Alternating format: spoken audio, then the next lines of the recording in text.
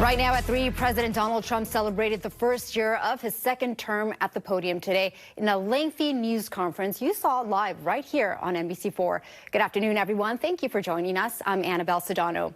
For over an hour, the president touted what he sees as his top accomplishments over his first year back in office.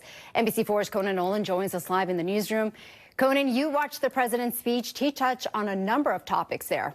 He certainly did, Annabelle. He spoke for over 1 hour and 45 minutes. The president says he believes the American people don't appreciate how good a job he's done in the first year of his second term. And he wanted to tell them personally that in his estimation, more has been done in his first 12 months in office than by any other president in the history of the nation. President Donald Trump on the anniversary of his first year of his second term, saying it has been so successful, even the Almighty is impressed. I think God is very proud of the job I've done.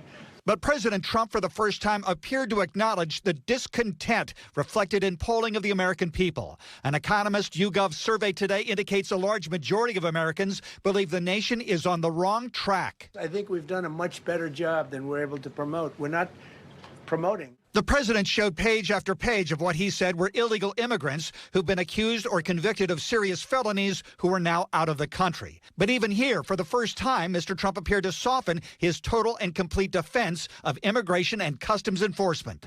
Are they going to make a mistake? Sometimes it can happen. We feel terribly.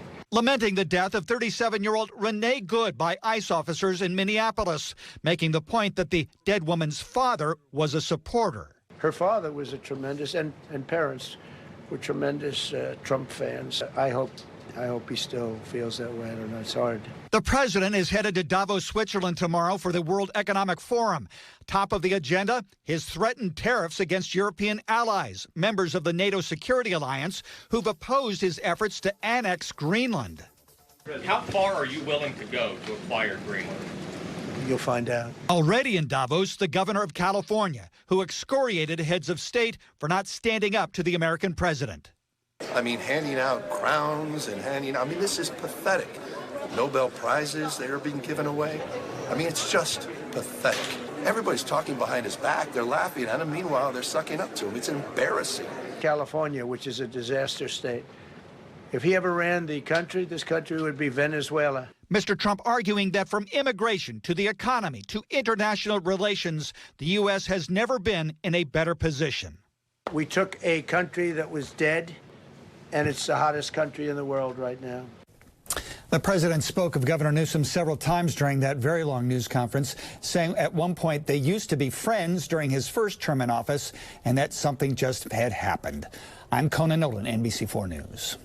You know, Conan, so as the president is talking about his wins, and you touched on it, Governor Newsom is urging European lawmakers to take a stand against the president, saying, quote, stop being complicit and have a backbone.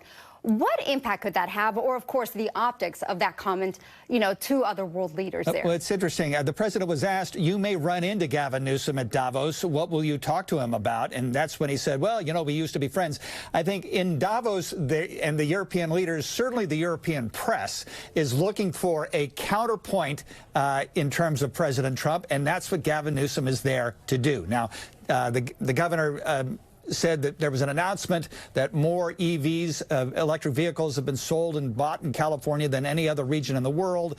He's made several other pronouncements when it comes to the state's effort at environmental policy.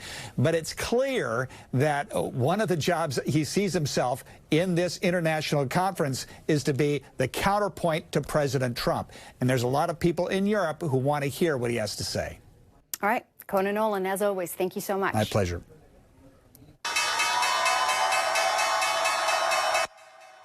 The Dow dropped 870 points today as President Trump reignites fears of a trade war over Greenland. The Sell America trade compelled investors to dump U.S. stocks and bonds, while gold and silver hit new highs.